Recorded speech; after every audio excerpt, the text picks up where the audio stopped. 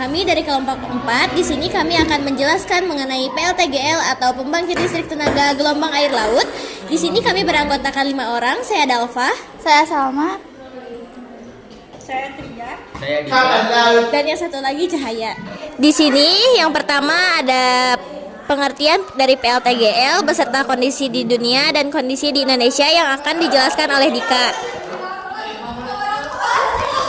Pengertian kondisi di dunia. Eropa negara seperti Inggris, Portugal, dan Norwegia menjadi pemimpin dalam pengertian teknologi PLTGL. 2. Asia, Jepang, dan Korea Selatan mulai mengembangkan teknologi PLTGL karena garis pantai mereka yang panjang dan kebutuhan energi yang tinggi. 3. Amerika Serikat.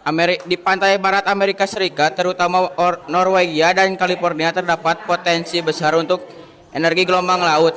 4.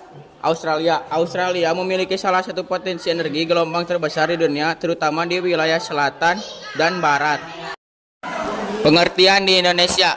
Indonesia sebagai negara kepulauan terbesar di dunia memiliki garis pantai sepanjang lebih dari 80 kilo. Kondisi ini memberikan potensi besar untuk memanfaatkan energi gelombang laut. Namun pemanfaatan energi gelombang laut di Indonesia masih sangat terbatas karena 1. Kurangnya teknologi dan infrastruktur. 2. Penelitian yang masih terbatas. 3. Tantangan ekonomi. Selanjutnya yaitu mengenai sejarah yang akan disampaikan oleh Tria. Awal mula konsep pada tahun 1799, sejarah awal PLTGL dimulai ketika seorang insinyur Prancis bernama Girard dan anaknya mematenkan ide pemanfaatan energi gelombang laut. Meskipun idenya belum dapat diterapkan secara praktis, akan tetapi ini dapat menjadi dasar pengembangan teknologi di masa depan. Lalu pada abad ke-19, penelitian lebih lanjut dilakukan untuk memahami potensi energi gelombang laut. Namun karena adanya keterbatasan teknologi di masa itu masih menjadi hambatan utama.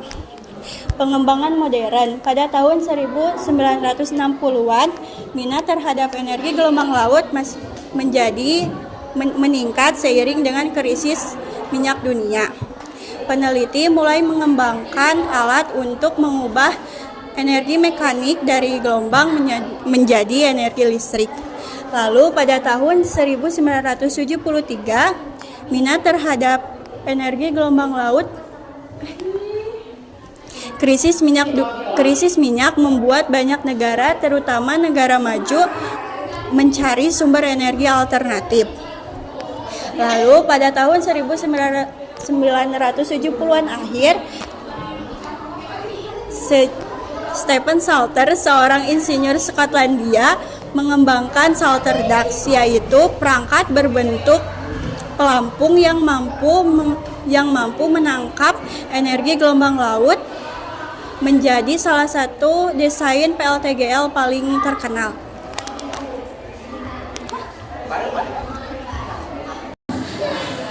Nah, selanjutnya di sini ada mengenai materi terkait. Di sini kelompok kami akan menjelaskan tentang jenis-jenis dari PLTGL yang akan disampaikan oleh Salma.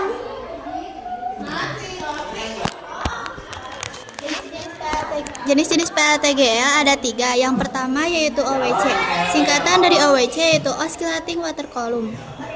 OWC merupakan salah satu peralatan atau sistem yang dapat mengubah energi laut menjadi energi listrik dengan menggunakan kolom osilasi. Yang kedua ada pelampung buoy. Pelampung buoy alat kerja ini dapat mengubah listrik dari hasil gerakan vertikal dan rasional pelampung dan dapat ditambahkan pada sebuah rakit yang mengambang atau yang berada di dasar laut. Yang ketiga yaitu Wape Surge atau Focusing Device. Peralatan ini yang berada di struktur kanal yang dibangun di pantai untuk mengkonsentrasikan gelombang, membawanya di kolam pelampung yang ditinggikannya.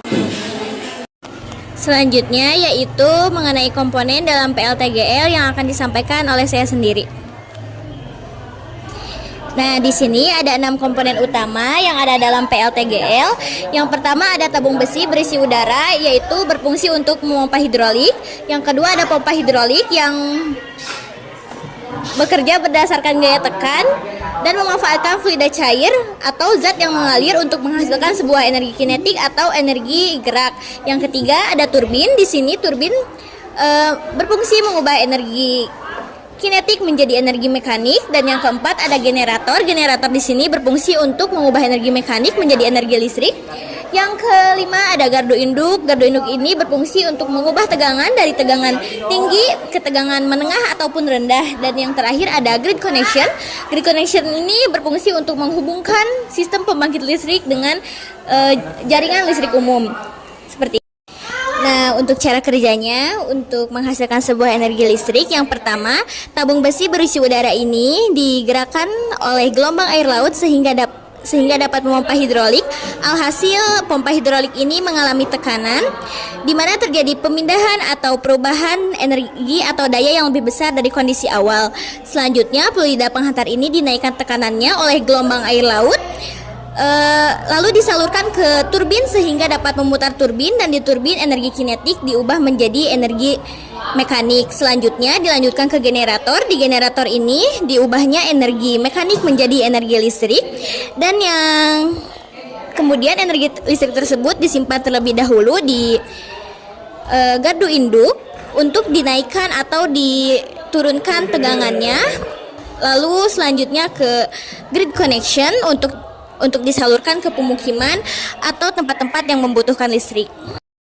Sekian yang dapat kami sampaikan mengenai materi PLTGL atau pembangkit listrik tenaga gelombang air laut. Mohon maaf bila ada kesalahan. Wassalamualaikum warahmatullahi wabarakatuh.